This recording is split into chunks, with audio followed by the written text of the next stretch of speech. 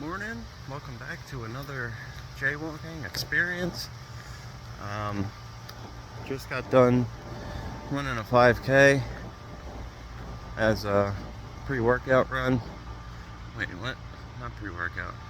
Pre-work run minus the out. I don't know if I posted up after I did the Lake Hinson 24-hour Ultra 2 weeks ago, but if I didn't, I feel like I did pretty good for my first one. 52.6 miles. I came in 90 out of almost 400 people. 44th out of all men, and I'm pretty damn happy about that. Before my legs kind of crapped out on me, I think I got to 30th or 29th, and then I had to stop because I was just exhausted at that point. And I ended up going for like 14 or 15 hours. I don't remember exactly. I posted it up on my Instagram. If you're not following me there, go give me a follow. At One Man, 1 Year, 150.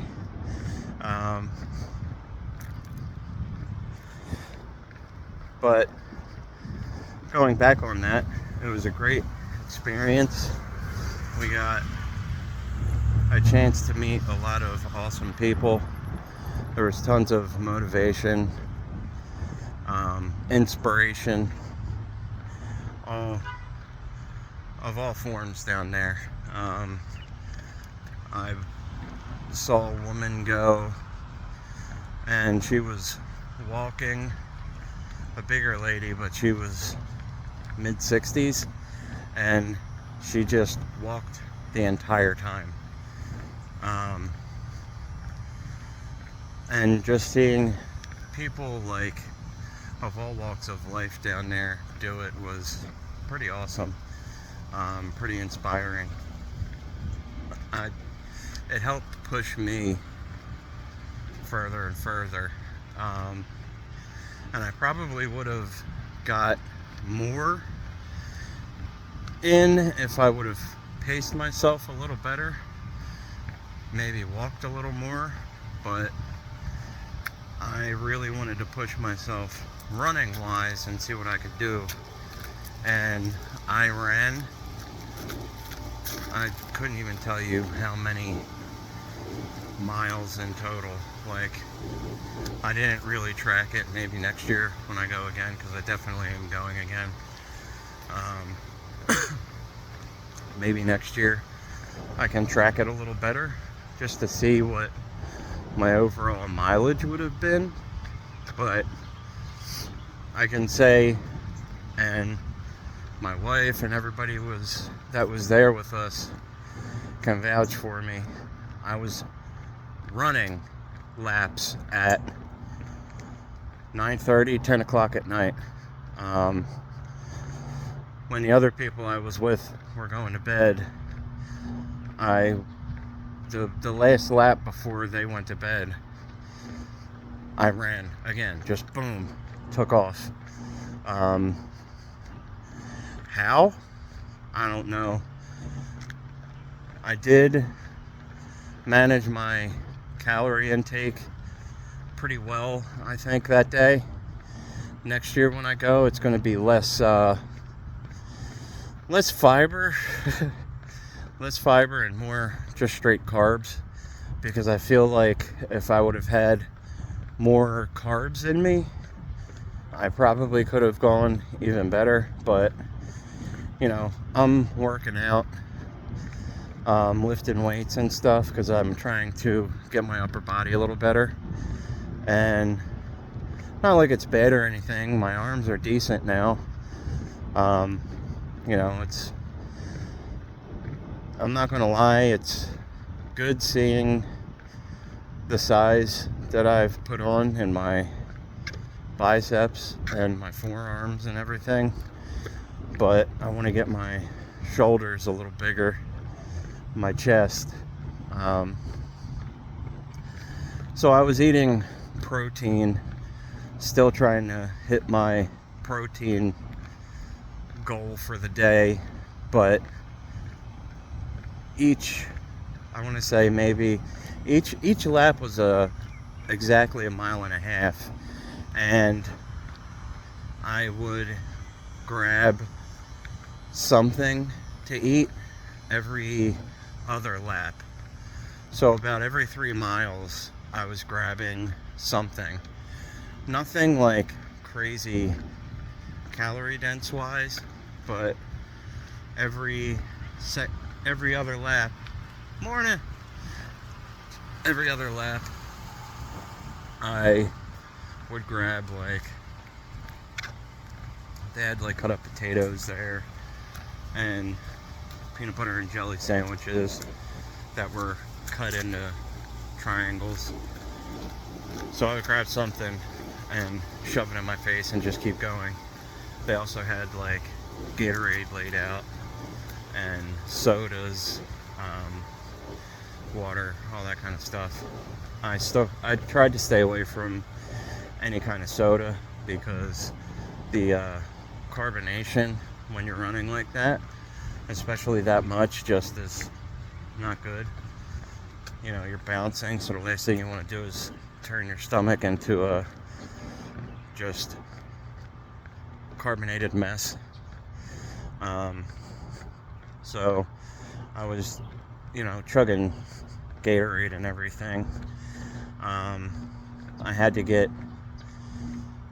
to literally like get changed at like 11-ish, 10 or 11 in the morning, because I was just absolutely drenched. Now the crazy thing is when we started, it was probably like 40 or 45 degrees. It was really cold. When we woke up, it was freezing.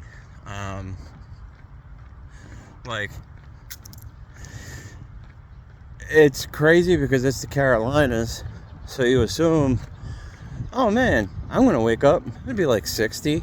It's not, winter yet. Nope. We woke up, it was like 40, 45 degrees, frigid. So it was a cold start, but it warmed up fairly quickly. And when you're running, your body just heats up naturally anyway because you're producing a ton of energy. So you just naturally get hot. Like right now it's like, 55 degrees, and I'm just like in my compression shirt, sweats with sleeves. I just got done running, so I'm literally like sweating right now. But yeah, I had to get changed because I was absolutely drenched. So I was doing a good job on managing like electrolyte intake, calorie intake as best as I could. I burned like over 8,000 calories for the day, which was crazy. I've never burned that much. I've burned close before when I did my 5,000 or my 100,000 step challenge back in February. I burned like 6,000 or 7,000, but when I did this, I was over 8, which was honestly kind of cool, seeing just what I could do in a day and seeing how much I could burn and all that stuff. It may have been even more, but unfortunately my watch crapped out at like, I want to say like 10:30, 11 o'clock at night. And by midnight I was done. So I probably burned even more, but I didn't have any way to really track it. But it was a lot of fun. It gave me a really good hit of training for one day, and basically I'm just trying to prepare myself for the next year coming up, because in a week and a half I have the Ocean Isle half marathon, and in January I'm planning on doing a 50-mile run, another one. There's I don't know what you would call it, but it's like an ultra race in January, the end of January, in North Carolina, called the Fat Ass 50K, or Fat Ass 50 Miler, and I'm going to sign up for that because I want to keep pushing my body. I also next year want to do my first full marathon, which after doing the 100,000 step challenge and after doing the Lake Hinson that I just did, I have full confidence that I can do. For a while, I'm not going to lie, the thought of doing a marathon was a little daunting because, not to reiterate, but 3 years ago, I was 300 pounds, 310, and I've only started running less than 2 years ago. So I'm still, trying to push my body and get better and better at it. 2 weeks before Lake Hinson, or was it the week before? It was either a week or two before, I did the Around the Crown 10K and smashed my previous PR. I did it in 59 minutes. So just these little achievements are giving me more and more confidence to not be so, what's the word I'm looking for? Just, not feel like it's such a daunting task. And now, I don't feel like it is at all. A goal I'd like to do when I do that, the marathon, is I'd like to do it in under 5 hours. I think that's achievable. The, excuse me, the half marathon I got coming up, I'm going to try and shoot for 2 hours on that. We'll see how it goes. You can set goals, but when it comes to race day, who knows what can happen. But as long as my nutrition's on point, my sleep recovery is on point, I'm confident that I can get in around the 2 hour mark. If I can get in under 2, that would be great, because if that's the case, I definitely should be able to do the full marathon in under 5. But, still a little ways away for that. But let's talk about next year. So, next year, there's a bunch of races that are produced and hosted by Coastal Racing Productions, I think it's called.